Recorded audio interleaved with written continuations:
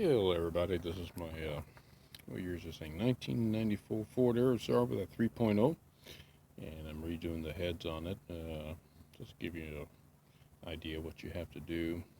It's not as difficult as one would think. It's time consuming, just do a little bit at a time. I worked on about an hour each day, so I don't get sick and tired of looking at it, but basically you start off with taking the intake plenum off, and just working your way down, taking all the hoses off, and then you take the power steering. As you can see, I just disconnected, moved it over, and the fuel lines disconnected, lift out the intake. There's only I believe 8 bolts that hold the intake on, so you just lift that out, the top half off with the throttle body just in one unit, and then the lower portion, remove that, and pull. I pull the heads off with the manifolds to make it easier for me. And of course, you have to remove through the back doghouse, the mini doghouse. Take the distributor out, pull that out. The harness, I completely took all that out after I disconnected it and moved it into the inside there. It's wrapped in that white in the plastic bag there. Keep the interior a little bit clean, and that gets everything out the way. And then you can take after you get the intake off, take the 8 bolts out of each head, pull them straight off, and they come out fairly easy. They're not that heavy, maybe 40 pounds each, so it's not too bad. And one of the main thing is, I had the machine inspected for cracks.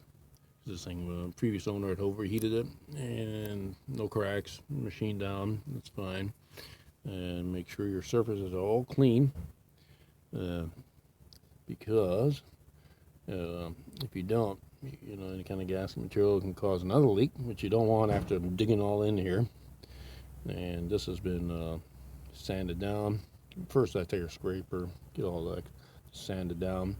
Don't use one of the round wheels where you spin, because you don't want to take any of the edges and round them, because if you round it by using that spinning wheel, you'll cause a leak to happen, and gases can go in that way. Whereas a sharp plane, you won't have that problem. So I just use sandpaper. Then if you can see, there's a sheen on here because I coat everything with oil. Don't want a surface rust to be, especially in the cylinders. Make sure you put a little bit of oil in there, because you don't want any issues. And you can see these two here are spotless clean. These are the ones that sucked in here, because the head was warped that way, and it was sucking in the water there, probably through one of the jackets this way, and that's why they're clean. Wish the other ones were that way, but that's because the water is a good decarbonizer. So as you can see, they're nice and clean.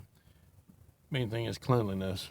As much as you can. These things are greasy, as you can see. So I can get the camera by the side there. It's filthy. I'm not going to clean it all up. Just the important areas are clean. The inside of the valley is clean. I took it and vacuumed out the gunk what I could. Wiped everything down. Make sure you lubricate everything. I went ahead and lubricated with engine assembly lube, the valve lifters, and the cams, the cam journals. So, well, that's about it. What I can say for now. Don't try to do it all in one day. It's definitely a sucky job. It's filthy, cramped. But if you do it like I did, a little bit at a time, then you won't get sick and tired of it and call a wrecking yard and take it to the junkyard. This way, just a little bit at a time. It's more manageable. Do other things, because otherwise, if you're a big fat guy, you ain't getting in here with a shit, because this thing is so cramped.